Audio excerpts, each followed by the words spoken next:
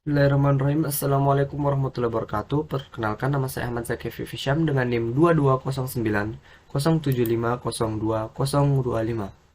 Dan saya akan menjelaskan jurnal umum dari PT Karenina Relation.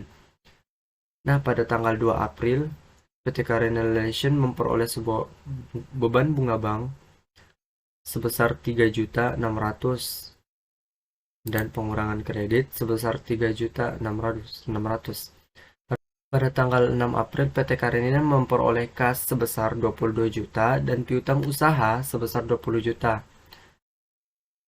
Dan kita masukkan ke kredit sebesar 42 juta.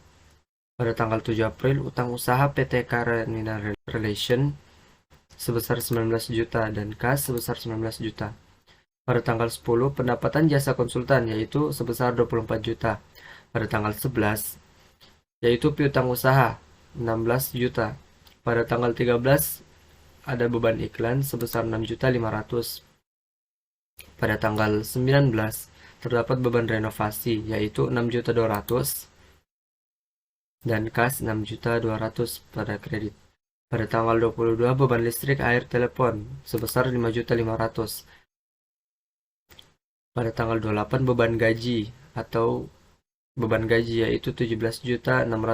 Nah, pada tanggal 30 ada utang dividen yaitu 22 juta. Setelah itu kita jumlahkan semua dan hasilnya adalah 162.600.000.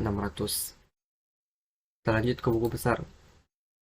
Inti pada buku besar ini adalah kita membuat sebuah tabel di mana ada kas, piutang usaha, utang usaha, semua yang terdapat pada jurnal umum. Setelah itu, kita mengurangi debit dan kredit hingga hasilnya seperti ini. Setelah itu kita masuk ke neraca lajur. Pada neraca lajur ini, data-data yang kita ambil adalah pada sheet-sheet sebelumnya, seperti daftar saldo, debit, dan kredit. Hasilnya seimbang. Penyesuaian juga hasilnya seimbang. Neraca setelah penyesuaian juga seimbang. Nah, hasil tersebut tidak boleh berbeda dari kredit dan debit. Nah, hasilnya ini seperti ini. Lanjut pada laporan keuangan, yaitu pendapatan perusahaan dan pendapatan jasa konsultan. Pendapatan jasa konsultan berjumlah 66 juta rupiah. Nah, beban usaha. Beban usaha adalah beban semua usaha pada PT Karenina Relation, yaitu berjumlah 51.100.000 rupiah. Setelah itu kita kurangi dengan pendapatan jasa konsultan. Laba bersih yang diterima adalah 14.900.000 rupiah.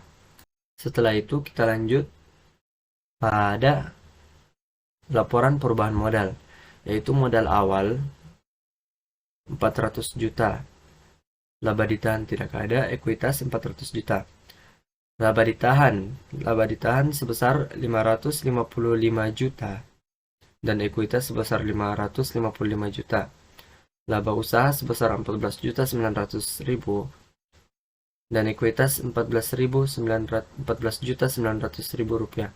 Utang dividen yaitu minus 22 juta dan ekuitas minus 22 juta. Nah, saldo akhir adalah jumlah modal saham sebesar 400 juta, laba ditahan sebesar 547.900.000 rupiah, dan ekuitas sebesar 947.900.000 rupiah. Aktiva dan pasiva. Nah, pada aktiva ini kita jumlahkan semua total aktiva lancar dan total aktiva tetap. Dan jumlahnya adalah 1.782.900.000 rupiah. Nah, pada pasiva kita jumlahkan semuanya juga dan totalnya adalah 1.782.900.000 rupiah. Totalnya seimbang. Lanjut ke jurnal penutup. Pendapatan jasa sebesar 66 juta di debit, ikhtisar laba rugi sebesar 66 juta di kredit. Tanggal 30, ikhtisar laba rugi, semua beban-beban berjumlah 51.100.000 di debit. Nah, pada ikhtisar laba rugi menutup akun beban berjumlah 14.900.000 di debit, dan modal kita masukkan 14.900.000 di kredit. Menutup akun ikhtisar laba rugi, yaitu laba ditahan, dividen. Laba ditahan berjumlah 22 juta di debit dan dividen berjumlah 22 juta di kredit. Dan total debit dan semua debit dan kredit adalah 154 juta. Baiklah, itu saja yang dapat saya sampaikan. Kurang lebihnya mohon dimaafkan. Assalamualaikum warahmatullahi wabarakatuh.